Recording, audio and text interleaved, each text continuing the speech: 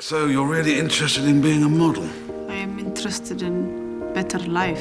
This photographer totally lived up to his reputation. Even though Emma was super nervous in front of the camera, he guided her with nothing but words, gently pulling her emotions to the surface, then captured every breathtaking moment with pinpoint precision. Those photos? They became her golden ticket into the modeling world. Even though she looked out of place among those polished, picture-perfect girls, Emma never thought about giving up. She faced every challenge head-on, with a smile and an unshakable will. Her agent said her butt was too big. She hit the gym and reshaped it. Couldn't walk in heels? She practiced over and over in the narrow hallway of her tiny apartment. Facial expressions looked awkward on camera. She just kept trying, again and again. That's how she crashed into the fashion world, clumsy but fearless. With a combo of hard work and raw talent, Emma quickly became a rising star in the industry.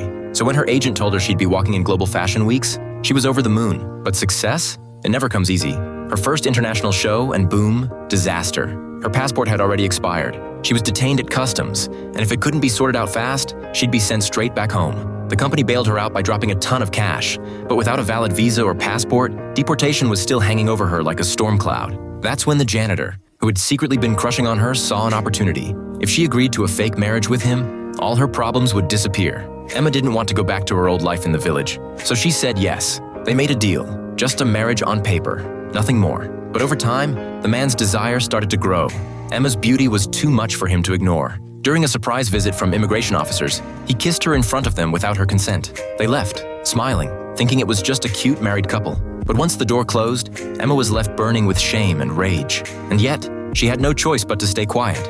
Under all the pressure from life and work, Emma was on the verge of a breakdown. Thankfully, her best friend never left her side, the one constant helping her survive those darkest days. Then one day, a letter changed everything.